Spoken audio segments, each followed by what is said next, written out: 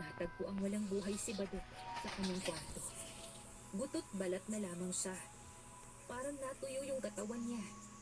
Nagluksa ako sa nangyaring yun. Walang maliwanag na sagot kung anong naging sakit niya. Kaya araw-araw naging matinding palaisipan yun sa akin. Kasabay ng pighati ko para sa naging kaibigan ko.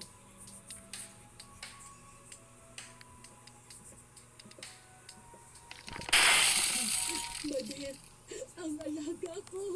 Ninang, bakit po kayo umiiyak? Nabibis ko lang si Badet. Ako nga rin po.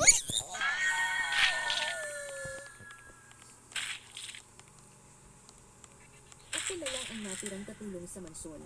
Kaya ako na ang gumagawa ng halos lahat ng trabaho. Simula nang mamatay si Badet, nag-iba na ang pakiramdam ko sa mansyon. Tahimik pa rin ito sa labas. Parang walang nangyari. Pero sa bawat sulok, dama ko ang malamig na tingin ng isang bagay na hindi ko alam. Naglilinis ako nung araw na yun. Mag-isa lang ako. Dahil umalis na naman si Ninang Dolor at Kuya Noel para mag-abot ng tulong sa mga tao. Pakanta-kanta pa ako habang naglilinis. Dinig ko rin ang malakas na simoy ng hangin mula sa labas ng mansyon.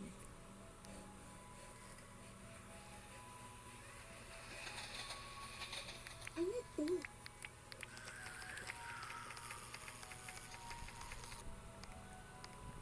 Nakita ko ang isang photo album habang naglilinis ako sa silid-aklatan. Binuklat ko ito at tumambad sa akin ng mga lumang larawan. Taong 1975 ang nakalagay doon. Sobrang luma na ng mga larawan. May dalawang babaeng nakatayo sa harapan ng isang karinderiya. Magkatabi sila at mangiti sa labi. Malabo at kupas na ang larawan. Pero hindi ko na maaninag kung sino sila.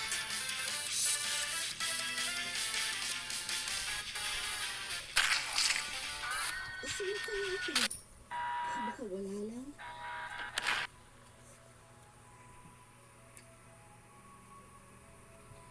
Binalik ko na sa silid-aklatan yung album na nakuha ko at nagpatuloy ako sa aking ginagawa.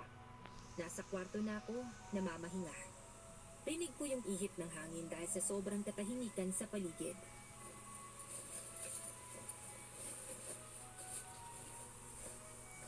Makababa nga muna. Anong sinasabi mo? Wala na! Huwag kang magalala ate. Hahanapin ko si Letty. Hindi siya makakalayo sa labay niya. Ate? Akala ko assistant at driver lang siya. Saka, sino si Letty? Hanapin mo siya! Huwag mong hayaang makalayo siya!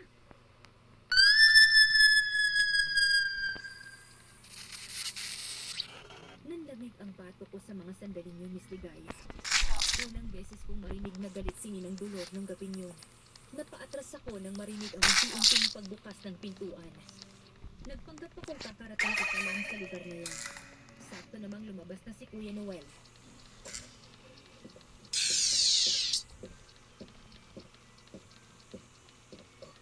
Kanina ka pa nandiyan. Ay, hindi po.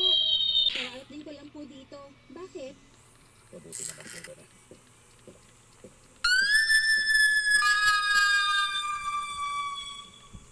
Nagpakawala ako ng malalim na hininga ng tuluyan sang umalis sa harapan ko. Wala namang problema sa mga nakalipas na araw, linggo at buwan. Pero pagsapit ng ikatlong buwan, mula nang mawala si Badet, napapansin ko na parang nawawala rin ang lakas ko.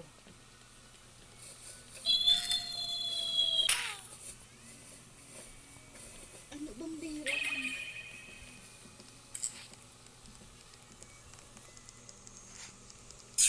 Pumunta ako sa kusina para uminom ng tubig. Nang maabutan ko si Ninang Dolor na tahimik na nakatayo doon.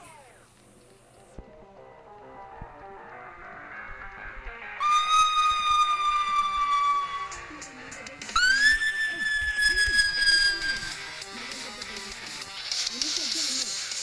Umiyak ko sa natin ang tubig. O sige na.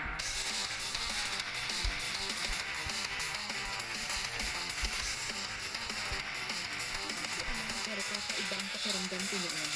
Malamig ang paligid, pero hindi naman siya nagmumula sa refrigerator. Mabigat din, na para bang may nanonood sa bawat galaw ko.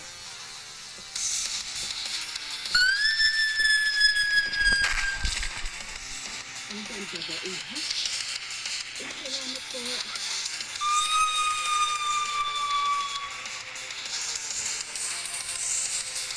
tingin ng Dolor sa akin. Isang pangkarang na pangalaman. Umakit na ako sa kwarto ng gabing yun. Inig na rinig ko ang mabigat na yabag sa labas ng aking kwarto.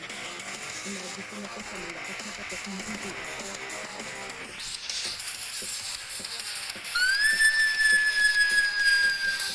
Sandali lang. Jane, bahala na tayo ng agahan. Sige po, bababa na rin ako.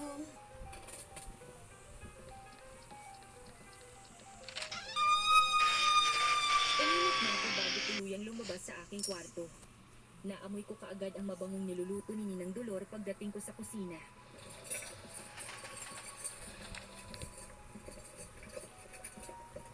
Jane, maupo ka na riyan.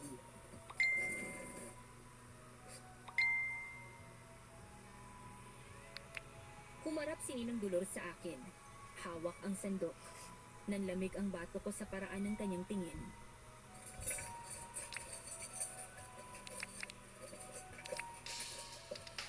Maupo ka na, iha. Aayusin ko lang ang agahan natin. Salamat po. Kumain ka na mabuti, iha, ha? Opo, salamat pala sa masarap na almusal. Walang anuman. Sayang lang at wala na si Pader.